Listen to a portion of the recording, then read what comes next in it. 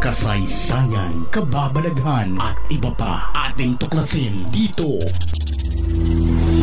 sa Historiador.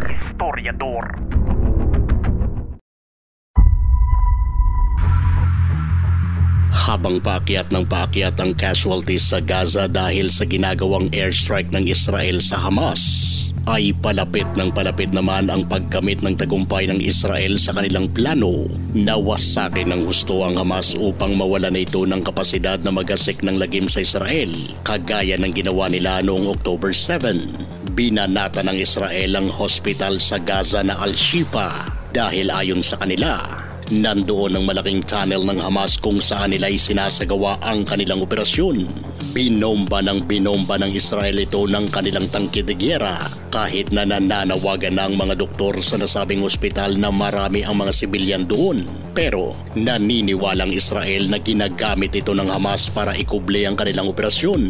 Hindi nagkukulang ang Israel sa pagsabi sa mga nandoon sa loob na kailangan na nilang lumikas dahil delikadong sitwasyon bunga ng kanilang operasyon. Pero paano ba naman lisanin ng mga nasa loob ng ospital ang kanilang pinipwestuhan kung may mga pasyente silang binabantayan doon?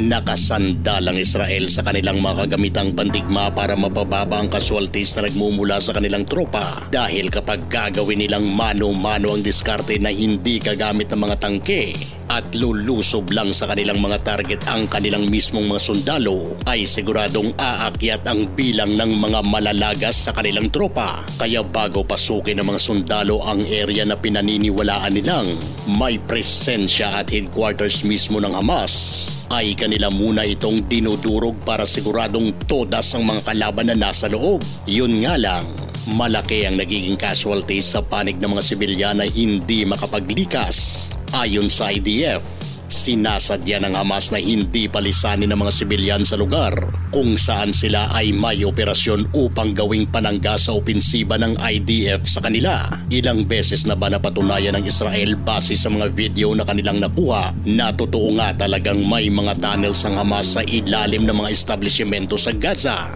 Kaya't hanggat hindi nasisira ang mga tunnels na ito, ay patuloy pa ring makakagawa ng operasyon ang Hamas laban sa Israel. Noong Sabado ay nagkaroon ng Arab and Muslim Countries Summit sa Saudi Arabia kung saan ay nanawagan sila ng agarang ceasefire sa Gaza. Pero ganun pa rin ang panindigan ng Israel. Ibalik ang 239 na natitirang mga bihag ng Hamas bago magkaroon ng ceasefire. Kada araw ay mayroon lamang 4 na oras na pagtigil ng Israel sa kanilang opensiba. Kaya ito ang nakikitang pagkakataon ng mga sibilyan na gustong lumikas at hindi alalahanin ang mga missiles na nagliliparan. Mahilig ka bang manood sa basagan ng mukha sa ibabaw ng lona?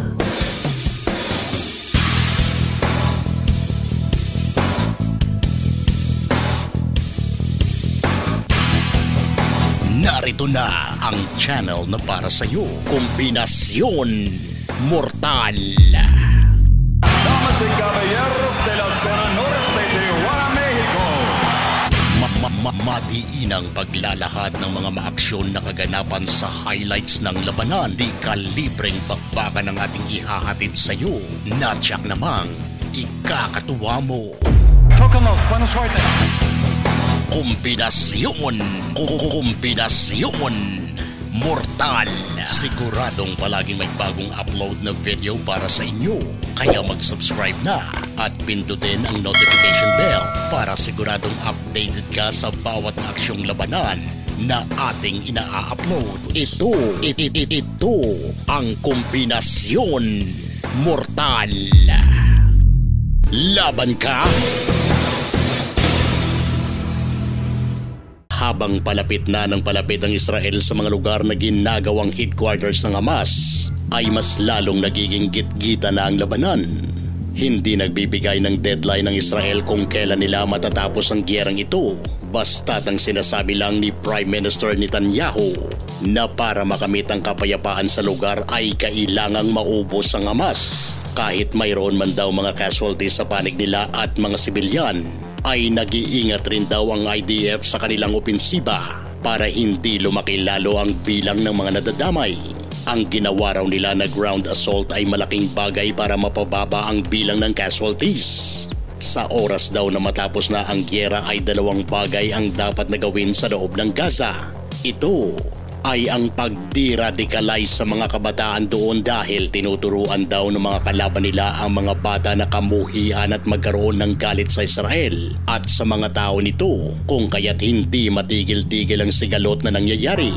Mapa hanggang ngayon daw ay hindi pa rin magawang ikuntina ng presidente ng Palestine ang ginawa ng Hamas sa Israel. Kaya importante din daw na magkaroon ng ibang otoridad at administrasyon na mamahala sa loob ng Palestine para magkaroon ng kapayapaan sa mga bansa nilang magkakadikit. Imposible itong mangyari dahil ang mayorya sa bilang ng populasyon sa Palestine ay may hinanakit sa Israel. Kaya siguradong hindi tatagal ang buhay ng sinumang presidente sa Palestine kapag maging mabait ito sa Israel dahil siguradong maaakusahan ito ng pagtraidor. At syempre, alam mo na kung ano ang sasapitin nito. Kung ang kanilang presidente ay binigyan ng mga rebelde ng 24 oras para magdeklara ng gyera sa Israel, ay inambos nila ng hindi nito ginawa. Paano pa kaya kapag mapalitan ng administrasyong na mamahala sa Palestine at magpakita ng kabaitan at suporta sa Israel? Hanggat hindi nawawala ang galit ng mga ito sa kanilang mga puso't isipan, ay siguradong ilang gyera pa ang mangyayari sa pagitan ng mga Palestino at Israelita. Ikaw, naniniwala ka bang may tsansa pang magkasundo ang mga bansang ito? Kung gusto nyo ng mga ganitong klaseng videos, panoorin, pindutin ang notification bell, mag-subscribe at i-share sa mga kaibigan. Maraming salamat po. Hanggang sa susunod dito sa Historiador.